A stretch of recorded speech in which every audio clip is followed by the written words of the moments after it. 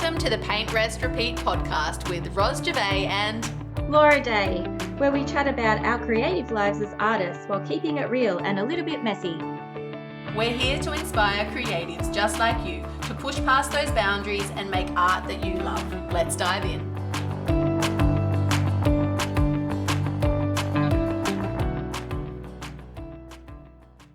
Hello, everybody, and welcome to another episode of Paint, Rest, Repeat. Today, Laura and I are going to be chatting with you about, just checking my notes, about goal setting and intention setting in your art business so you can go from that hobby space into professional artist mode, or step things up if you're already selling your work but you're just wanting a bit of a refresh, bit of a reboot, bit of a clarity session around what you're building.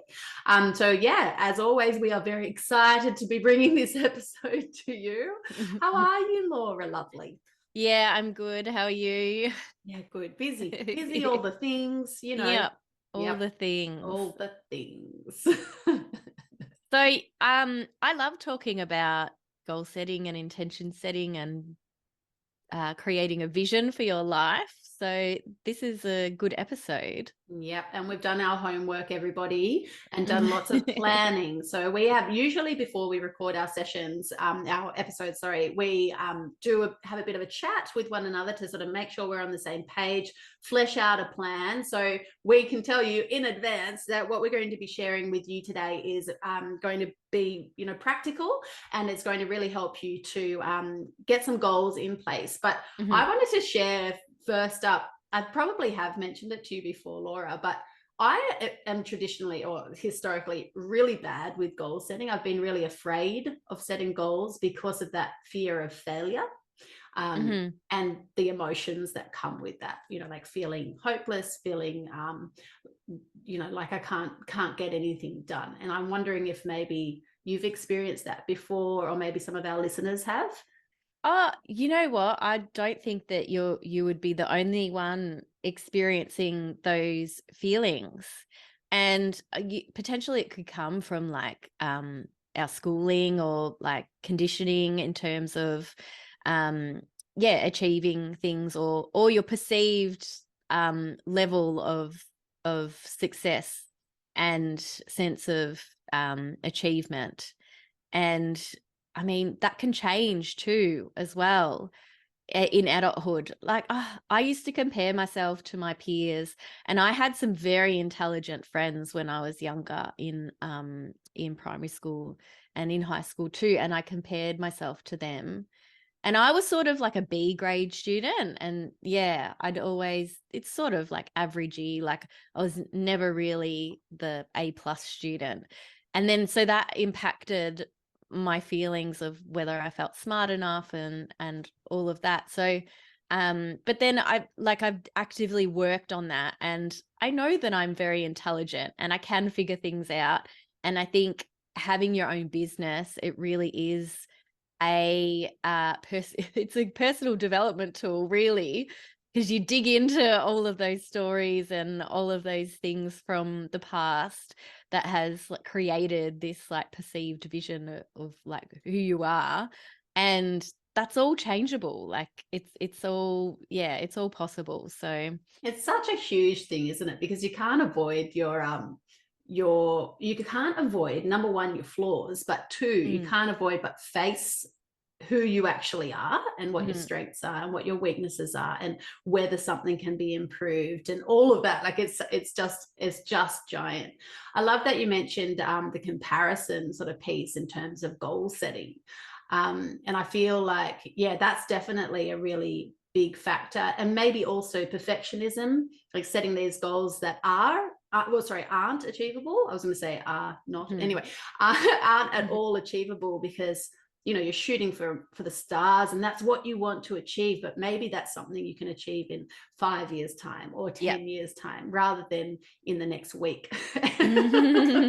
Anyway, we should probably backtrack and just talk about why it's important to do some goal setting, and also maybe how this fits into the plan, because we've been recording a few episodes and releasing a few episodes over the last couple of weeks Yeah. taking you from da da da da. Do you want to do it? You go and tell everyone, Laura. Oh, Your so job. this episode is building on the conversation from episode 40, and it's 5 ingredients to turn your hobby into an art business. So it's all about like stepping things up and creating like a serious art business, and you really want to forge an art career.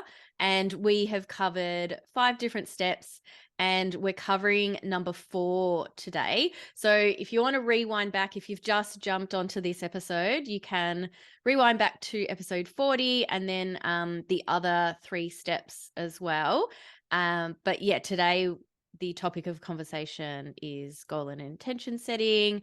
And yeah, we're just talking about 2 emerging artists that are just starting out, and that are wanting to like get a bit more specific on what they want to achieve.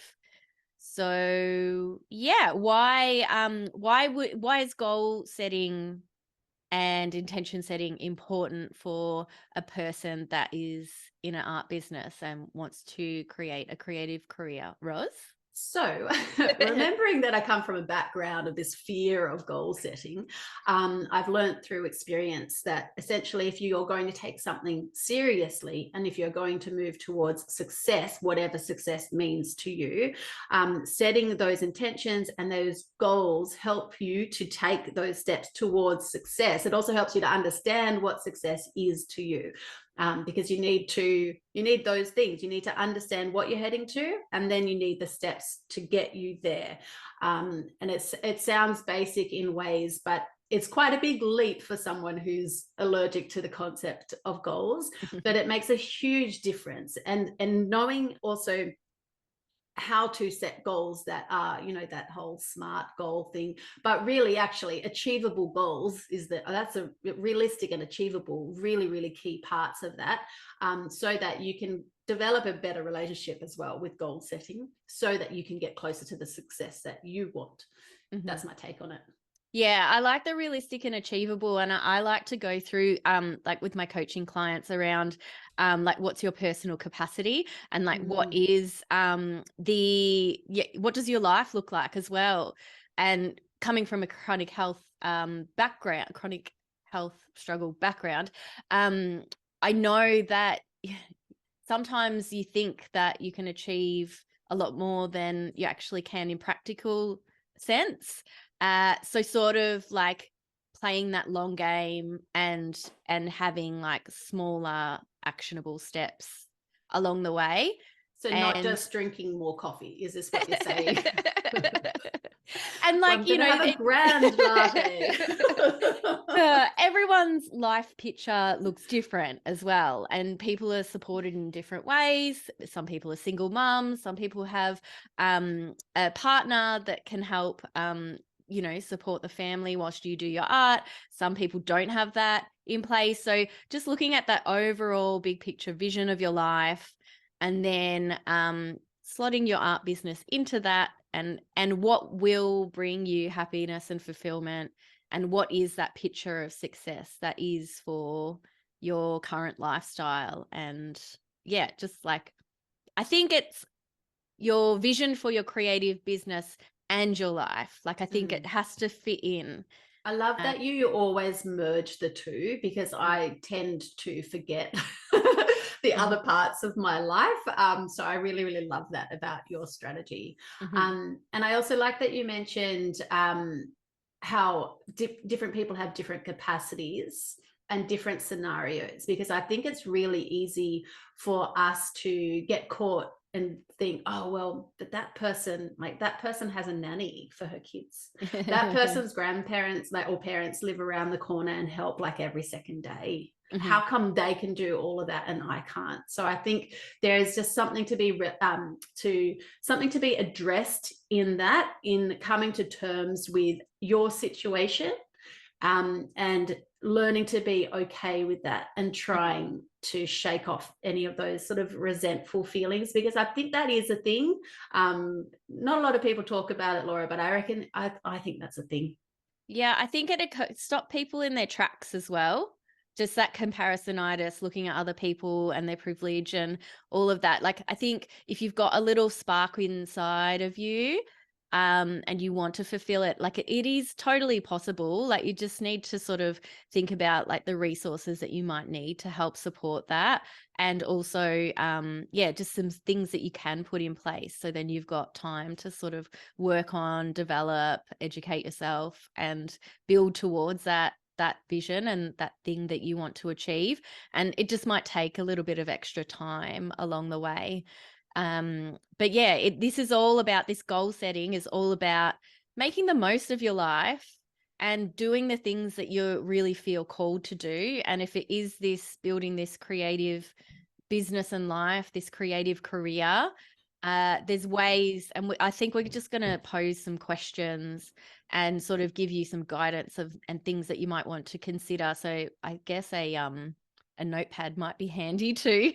Yeah, definitely. And we're going to be structuring this as well according to the different art business models. So whether you're going for fine art or retail or self-representation or that hybrid or fusion model, whatever you want to call it, as well. So we've got some pointers for each of you, no matter what you're trying to build. All right. So we've chatted about why it's important to look at goal setting.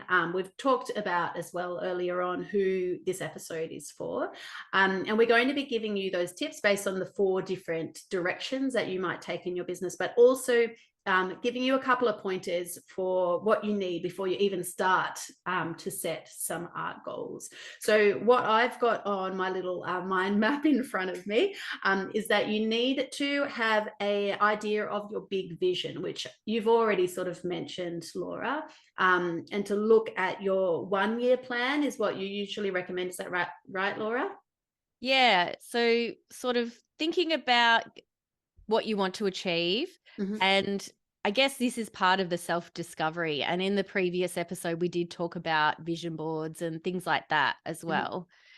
And then going through the steps. So where is your life going to be in 1 year's time? Where's your life in 3 years' time? And where's your life in 5 years' time? And 10 years' time. And 100 years' time. I've got the answer. I know. Yeah. I don't know where I picked up this quote from, but it must have been an artist that said this, but it is, an artist never retires. And I feel like that is so true, because I feel like I will be painting into my 90s if I live that long.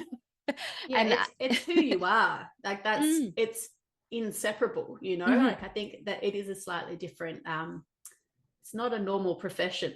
No, it's not. We don't retire at the regular age. I feel like it just carries through all of your life. Yeah, I completely agree. So basically what we need you to take away from this moment is that we're not normal, and neither are you. and we need to celebrate that. Our uniqueness is what keeps us whole. So that's it. That's the plan, everybody. All right. So we talked about the big vision. And then the other one as well that's really important is to know basically the type of artist that you're going to be, and that aligns with the art business model that you're going to be building. So we've talked about this in our last episode around strategy, and just looking at, are you going to be building that fine art business model, the retail model, the self-rep model, or the hybrid or the fusion model? What are you building? But also knowing and always keeping in mind that these things are flexible. So if you try out the fine art space and it doesn't work out for you, you can adjust it. Okay, so it is flexible, but it is important to have a specific direction. Otherwise you just sort of flailing and sort of, that's the wrong word, isn't it? You're just floating. Yeah. And there'll be different periods of your life that you can invest a lot of time in building, and then there's other times in your life that you might not be able to. Specifically, like, if you have a family and kids, I think that, there'll be transitions in life that that you need to like shift and change your career to, but it is always good to like have that focus and have that reflection, that do that personal development of like where you see yourself, what space do you see your art fitting into, And if you haven't done that, that might be your next goal. It might be to start at that beginning point and really have a review about where you're currently at and where you want to get to.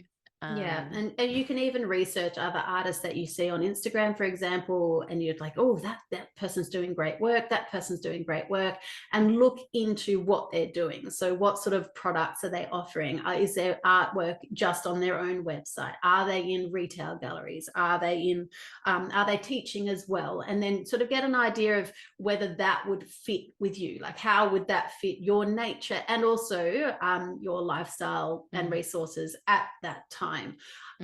So lots to consider in there. So can I wind back to, we will touch on specific goals that we've sort of thought of in terms of whether you want to be a fine artist or working with retailers, self-representing, or that hybrid model. But if we can go back, you were talking about doing a review and figuring out where you're at and covering over those business basics, because obviously we're talking to emerging artists that want to have a professional career, and we might have some people that might not have covered just the specifics of like setting up your business basics. Yes. So there's three very basic things that you definitely need to do. So if you're setting up your art business for the first time, or maybe you've been selling a couple of works, you're like, oh, actually, have I got all my ducks in a row? Have I got everything sorted? You do need to make sure that you have an ABN. So this is for our Australian listeners. If you're not based in Australia, your country, I'm sure, will have a business number database that you need from the government. So you need an ABN, Australian business number. And then you also need a bank account that is specific for your business. Now, usually it's okay just to be a normal transaction account with your current bank. That's usually fine and usually really easy to set up, but just so that all your business transactions go through the same place. And I always talk about this as number one, making life easier for you at tax time, and keeping really clear around what money you're actually making from your business and what money you're spending on your business. But also, I think, like, in terms of a spiritual sense, it sends the message out into the world that you are serious about what you're doing. You're building an art business. You are committed to this. This is the plan, and this is what you're working towards. So take that step if you're ready and if you're serious about building your art business. That's a must do. And then the other one, oh, sorry, do you want to jump in, Laura? I was just getting ranty. Just on the business bank account, it's really important. Just keep it away from your separate personal finances. And I've done a lot of work on my money mindset, and I'm so much better at it now. And it's come from, researching and learning and actively wanting to improve on something. And if you are just setting up your business bank account, my suggestion would also to be to set up a tax account as well. You might not be earning enough in your art business when it first starts to pay tax. So that will be an extra bonus for you at tax time. You could take your family on a holiday or something like that with the few $1,000s that you've got set aside in that tax. But setting that up from the start, it's important because you don't want to get stung. And, just having that separate tax account is really important. I've got other accounts and you can get quite complex with it. I've worked with the profit first method. So I've got like my business transaction account. I've got my tax account.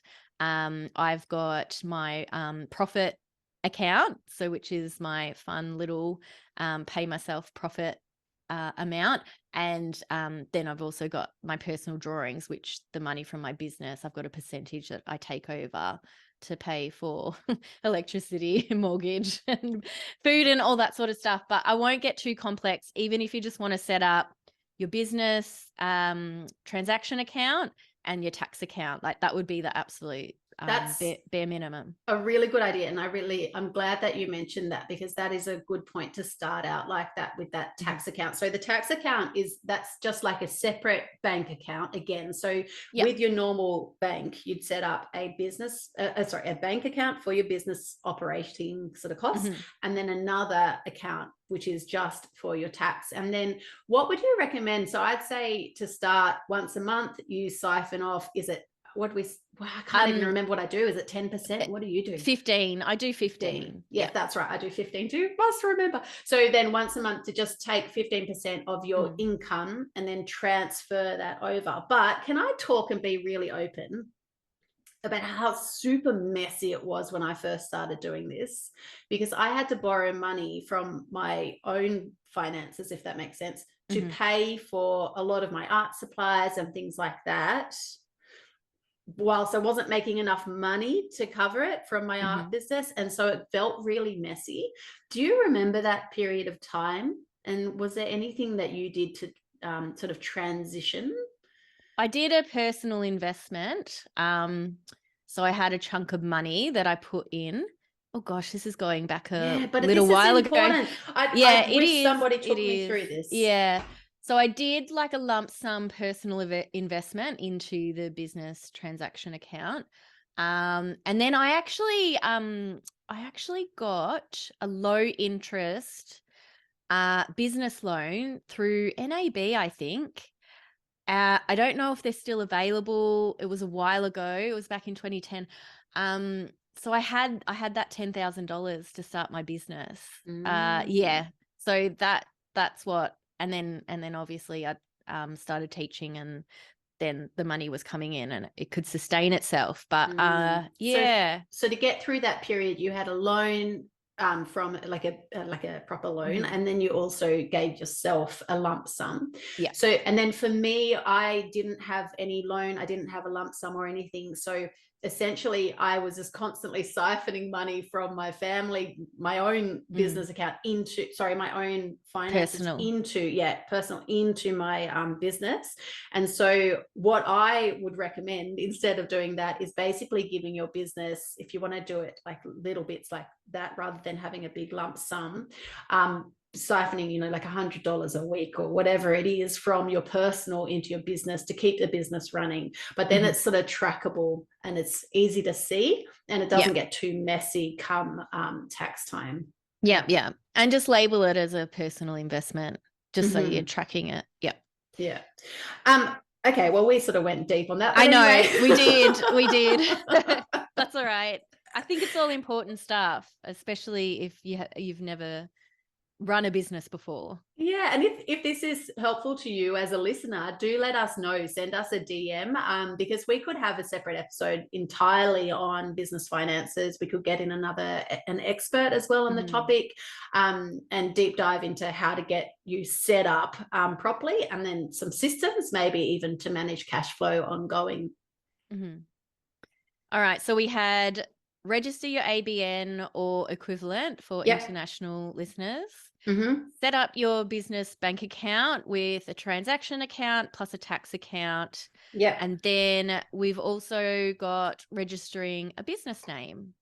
Yeah, so this is if you don't want to just go by your own legal name. So you could have your business just as, I don't know, Sally Smith, and that's it. Then you don't have to register your business name. But if you would like to have Sally Smith Art, Sally Smith Artist, Sally Smith Studio, then you do need to register your business name. That does cost money. And I believe you do it through an ASIC website to go and do that. You can pay for 1 year or 3 years, and it is an ongoing cost. But also, just want to backtrack, the ABN does not cost anything. There are a number of fake platforms and websites that will charge you to give you an ABN, and an ABN is completely free, so don't get duped. But the business name you do need to pay for. Sorry. My voice just went weird. Yeah, just double check that you're on the official websites. Yeah. And then thinking about your company structure, or if you're just going to operate as a sole trader or in a partnership and things like that. Yeah, definitely. All those basic sort of Mhm. things. So once you got the basics, Yep. what do you do? Then I would say after the basics, you start to think about your art business model, the path that you've chosen, and then you get a little bit more specific around some goals that you would like to, integrate into your plan. So maybe I've got some questions to pose. So what do you already have in place? Your product offerings, what do you sell? Your website, your social media and marketing, and then also admin systems and finance systems, like just having like a little review on all of those different aspects. And the things you currently have in place. So without negative judgment, what have you got set up? Just the facts. Then you know what you're working with. Good plan. Yeah. So this might seem a bit overwhelming for some people. Good episode to save. Can you hit save on podcast episodes? I think you can. Save. Yeah. So if you don't have any of those things in place, it's okay. It's okay. We all started from scratch, and we all started figuring out our product offerings, figuring things out with websites. A lot of trial and error. I can tell you that. Because there's a lot of choices involved too. Like, what platform do you use? Do you get a free website, or do you like pay for website hosting and your website provider? And especially then there's the shiny object syndrome and the grass is greener syndrome. Oh, that website platform looks better than my one. I'm going to just hop over there. Yeah. And so there's so many different choices and things to set up. But would you have any suggestions for someone that might be feeling like a bit overwhelmed with all of the aspects that they have to set up at the start? Just baby steps. So I think the clarity around your end goal is absolutely key. Being honest with wherever you are at right now, and then making the small steps in the right direction. Yeah. Really, that's it. Like overwhelm, it happens to us all. It's an emotional sort of state, but it's not helpful. Yeah. I'd also say prioritization and asking for help. So if you feel like out of your depth, like maybe just ask someone that's done it before, and then you could get specific guidance. Roz and I both do coaching for artists. So yeah, that's another option as well. But yeah, if you just sort of do a mind map like Roz does, get everything down on paper, all the different things that you have to set up to have a legitimate business, and then just check things off bit by bit as you go. And yeah, it's all about holding that vision, isn't it? Yeah, definitely. And just taking it gently. So the right steps in the right direction. That's all. That's like that's a sign of success right there. That you're taking steps in the right direction. And to be honest, like a lot of us, we've all just figured it out as we go. It's and things have shifted and changed, and I've had a few iterations of a business plan, but I think it's all changed. Like I haven't written a business plan for a few years. You just sort of try things out, and if it works, it works, and if it doesn't, you sort of change paths. My favorite business plan model is by one of my mentors, Tash Corbin. She has a business plan on a page. I'm like, oh, love that. Great. Need that. And it's on my wall, and that's it. Like I need to see it. I don't want a 5-page document somewhere deep in my, document folder on my laptop. No, thank you. No, it needs to be actually, what's the word? Actionable. Like it needs to be, visible and real and achievable too. Yeah. All right. So, shall we dive into the different ones? So if we do fine art. Okay. So if we have a listener who is looking at getting their art into the fine art space and they want to build a business model that is all around the fine art space, what are some examples of some goals that they might have? So they might look at different networking events or events at galleries that they want to exhibit it in. Talking to industry professionals and also other artists that have had shows in that space.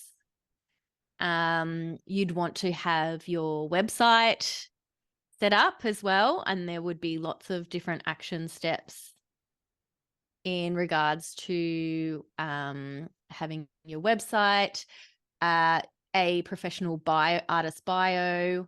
I'd also build your exhibiting portfolio as well, so booking in some shows, and having your artist CV prepared and created. I'd be applying for grants. What else? Like working on your technique. Let's not forget about the art. Working on your technique, getting feedback from other artists or mentors that you respect, who can be kind to you as well, because we all have to protect our creative hearts, but you still do want that honest feedback too. And maybe a portfolio review as well. Yeah, so really finding those industry professionals and people in that space to give you like very honest, critical feedback. Maybe creating, also practicing when you talk about portfolio, also practicing creating bodies of work that with a theme or a message or something a little bit deeper to pull the works together. I think I feel like that's a big difference between the retail space and the fine art space. Is that thematic approach. Well, your artist statement, like having very clear artist statement, and also professional photography. Like you need to, if you want to be in these galleries, you need to have like on point photography and high quality images of your work. Yeah, so either finding a local photographer who can do that for you, or learning how to do that yourself, or finding a scanning company near you that can scan your work for the high quality captures as well. All right, so that's our fine art space. I feel like we will have more of our listeners in the retail space. Yeah. Retailers or self-representation, but we'll go through the next one. So this is Jumbled, Fenton and Fenton Greenhouse. Can you think of any others, Rose, off the top of your head? No, my brain's not. Sorry, brain's not firing. It's in a retail space. So creating art that is on trend, fashionable, and it is. You want to be looking at interior magazines and looking at current color trends. You want to have your website set up, and there's a million steps in terms of your website, choosing your domain, choosing the provider, your products, refining your product range, as well as the wording, how you describe your art, setting up your Instagram profile. You also might need to look at the open calls, because it's not year round for these retailers sometimes. So if it is like a larger retail store, they will have certain times of the year. So finding the date that they have an open call. Also, the retail space is other smaller, like more local retailers. So you might want to research your like other ones that are closer to home, but you also need to find out if there is any conflict of interest, because I know some retailers that are sort of close together, they don't want you showing in both spaces, so there might be an exclusivity contract. Yeah, often it's also unwritten. So just if you are with a particular retail gallery, just speak with them and just say, I'm looking at other galleries. Are there any that you would prefer me not working with, or are there any that you would recommend? Yeah. And I just want to add in here, because we're listing quite a number of goals underneath each of these categories. You don't need to do all of these things. These are ideas for starting points. So if you do want to dive in a little bit more into a helpful way, a helpful approach to setting goals in a way that is realistic and achievable and not overwhelming, go and listen to episode 18 where we take you through a specific strategy for that. So what we're sharing with you today are just some ideas in case you're short on ideas as to what to do. So we just want you to take a couple of them, not all of them at the one time. Mm-hmm. Mm-hmm. And I've also got a goal setting guide on my website. So it's laurajaneday.com/free. And it's a goal setting guide that was connected to that episode.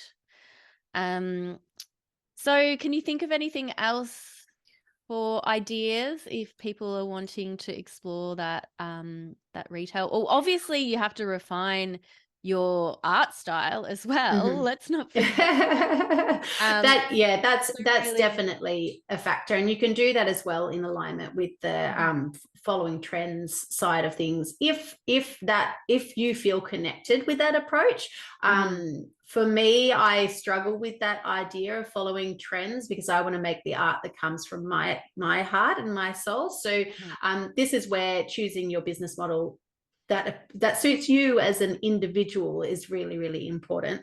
I was going to just say a little pointer on retail before we move on to self-rep, which is if you have your eye on a particular retail gallery that you'd love to have your art in, they are often looking for artists and subject matter that they don't already have covered.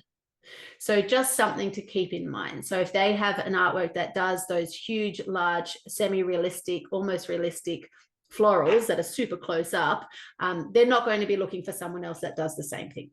So that's another little factor to consider. Yeah, that's a great advice. Yeah. It doesn't mean not to make that. Sorry. No. Yeah. So still make your art. Yes. But find a gallery that doesn't have that that artist in their staples already. Yeah, that's so good. Yeah, I like that little tip. And then so talking about the art that calls to your heart and creating what you love to create, you might choose to self-represent. And that might look like just on your own website. It could be through Blue Thumb or Etsy or other avenues online, the online marketplaces for artists. Or it might be you researching design fairs, art fairs, markets that you would like to have your work on display at, and then thinking about different product offerings, what sort of products your art you want to, if you want to create products, do you want to produce tote bags, tea towels, t-shirts, whatever? There's a whole range of different things that you could set goals around.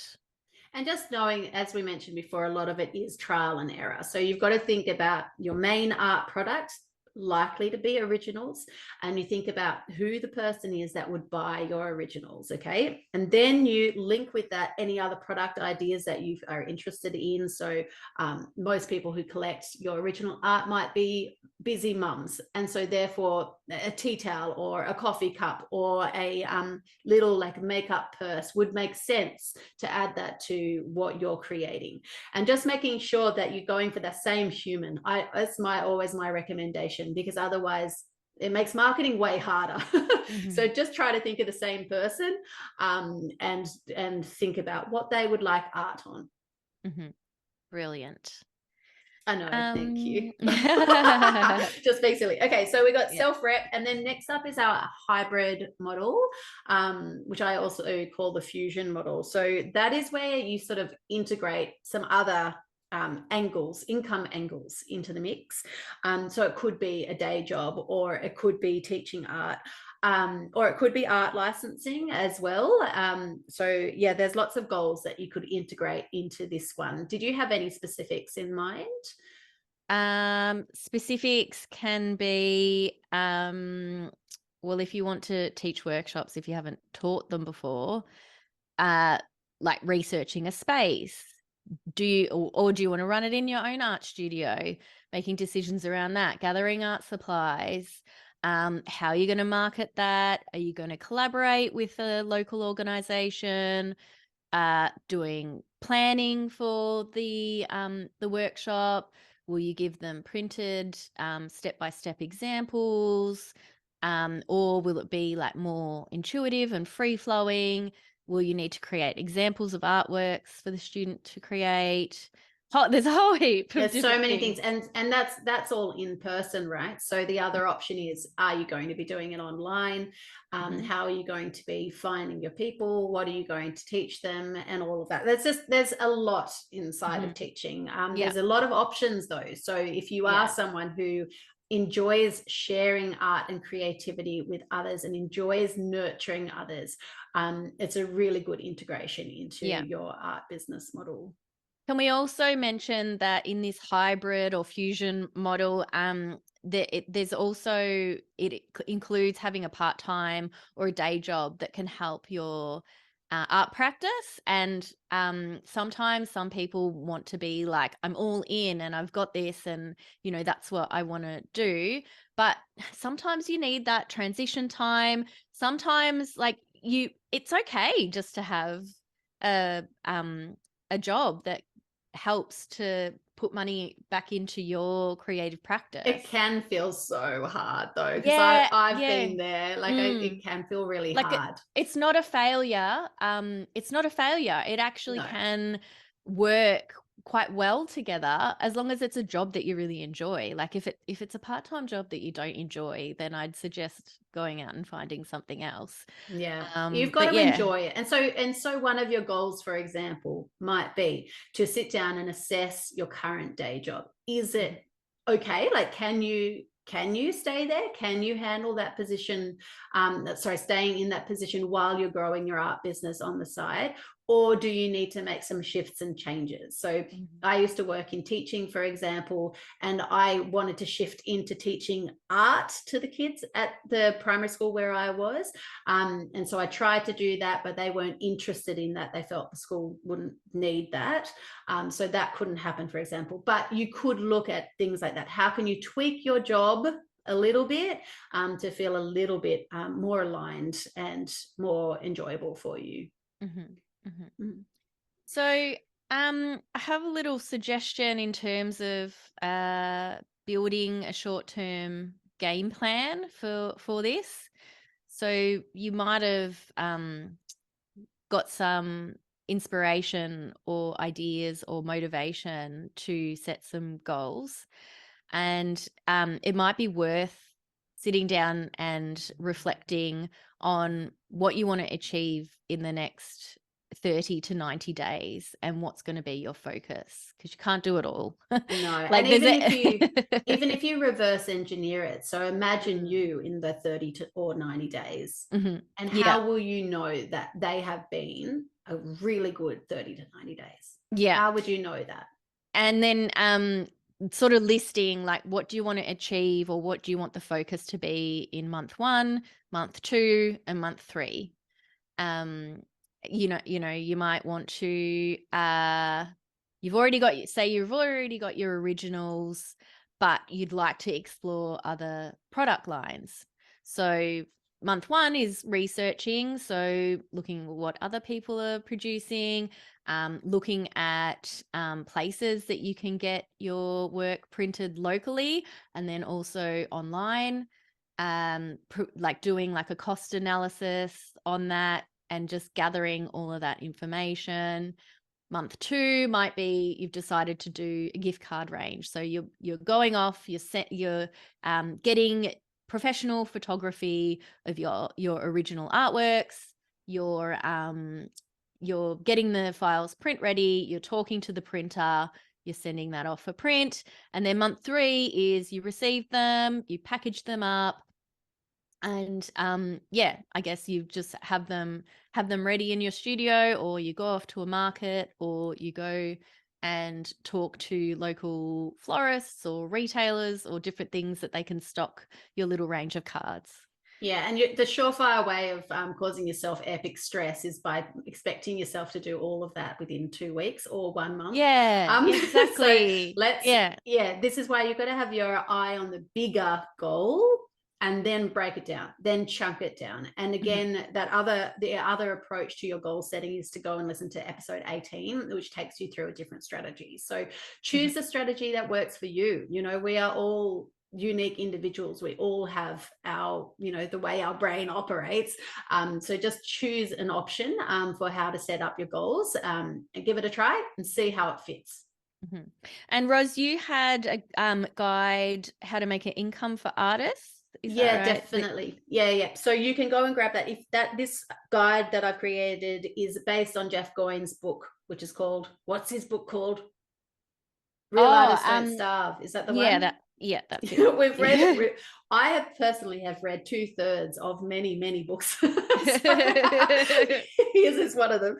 And so this particular guide sort of takes you through his 4 different types of artists, or 4 different art business models. And it's my take on that.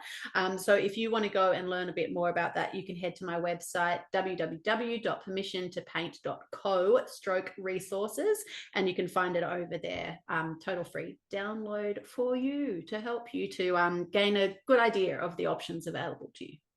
Yeah, awesome.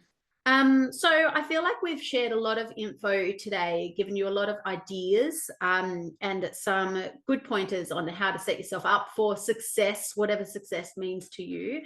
The biggest aha thing, or biggest point, that we really want you to take away from today is that setting goals is absolutely essential to your success in your art business. Do know that you can adapt your goals as you need to, but you just need to have a really clear starting point. So that's our biggest aha for you today. Great. Yay! Good episode. Can I read a couple of reviews? Yes.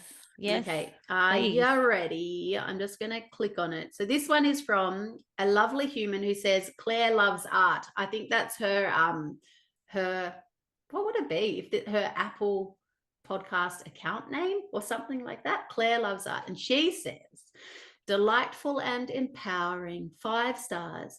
She says, was left feeling so inspired after listening to this. Thank you for so generously sharing your intel, ideas, and insights in such an engaging way.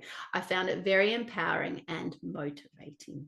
Oh, I love that. You love it when I read them as surprises. I know. I like surprises. Ros asked me, do you want me to pre-read it to you before we record? I'm like, no, I like hearing it in the moment. So this one, just for some giggles. Very sweet. This one is from a friend of mine who never listens to art podcasts, but he's such a lovely friend that he's left this review. 5 stars from Snapster Dude. And he says, good stuff. He says, never knew I was really into art until this series opened my eyes. Do you like that one, Laura? Have you frozen, Laura? I think you might have. Do you want to leave and come back? Oh, it's so awkward. It's just me, everybody. Okay, I'm going to read our last one, and then we'll wrap up. So our last one is from Kat Rack, and she's over on Instagram. You can give her a follow. She's www.instagram.com/Rack Creative. So Rack is R-A-K, and then creative is creative, as you would expect. And her review, Laura, are you back? Yeah. Yay. Her review goes like this. Super helpful podcast, 5 stars. I am loving listening to your podcast. Thank you so much for taking the time to record them. They are full of insightful topics and information. And best of all, Ros and Laura are in Australia. It's lovely to hear homegrown truths from down-to-earth people who I feel live in the same backyard. Being in the art industry in this crazily connected world, it's refreshing to find people that feel like they've got my back, people I can relate to. Amazing. I love hearing these words. I'm going to take that for the rest of my day. Yeah, that's so nice. So that's from Kat. So make sure you do go and give her a follow, to our beautiful listeners. Hey, you missed when I read the review before from my friend. Did I tell you what it said? Can I tell you one more time because it's funny? Yeah. So he goes, good stuff. Never knew I was really into art until this series opened my eyes. See, we're amazing, Roz. Dream team. Dream team. Well, on the topic of reviews, if you do enjoy our podcast, it would mean the world to us if you would take a screenshot, share it over in your stories, and encourage other creatives in your world to come on over and have a listen. And if you would like to leave us a review over on Spotify or Apple Podcasts or wherever you're listening, that would really help us out. But we also love giving you a shout out too as a thank you. So pretty please, if you do leave us a written review somewhere, include your Instagram handle if you have an Instagram handle for your art, so that we can give you a shout out and encourage a few people to come on over. We're getting some pretty good listenership these days. It's one of those exponential growth things.